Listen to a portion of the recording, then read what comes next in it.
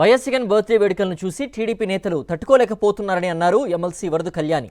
హోంమంత్రి అనిత అసలే తట్టుకోలేకపోయారని, జంతుబలంటూ నానా యాగి చేశారని మండిపడ్డారు.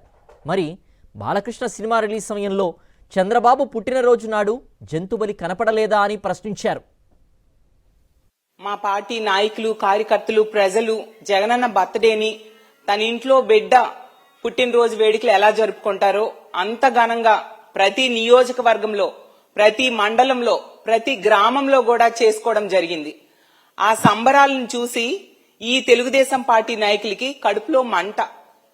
అసలు దాన్ని చూసి తట్టుకోలేక ఆ రోజు నుంచి ముఖ్యమంత్రి చంద్రబాబు నాయుడు గారు, డీజీపీ గారు, అలాగే ఇంటెలిజెన్స్ చీఫ్, అలాగే హోమ్ మినిస్టర్ గారు వీళ్ళందరూ కూర్చొని రివ్యూలు చేయడమే పని.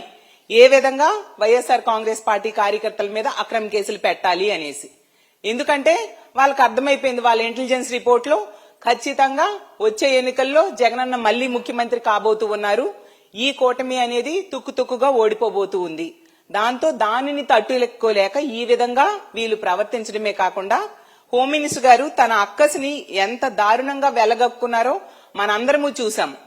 జగనన్న బర్త్డే ఫంక్షన్ లో కార్యకర్తలు కొన్ని దగ్గరలో జంతు బలులు ఇచ్చారని చెప్పి ఆవిడ చెప్పారు.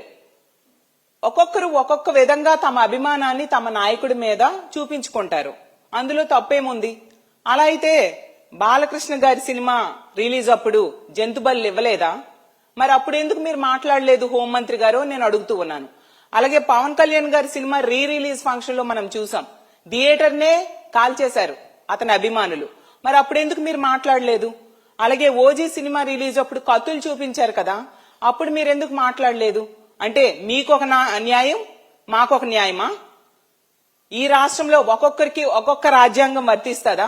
వైఎస్ఆర్ కాంగ్రెస్ పార్టీ వాళ్ళకి ఒక రాజ్యాంగం, తెలుగుదేశం పార్టీ వాళ్ళకి ఒక రాజ్యాంగం, జనసేన వాళ్ళకి ఒక రాజ్యాంగం, బీజేపీ వాళ్ళకి ఒక రాజ్యాంగం.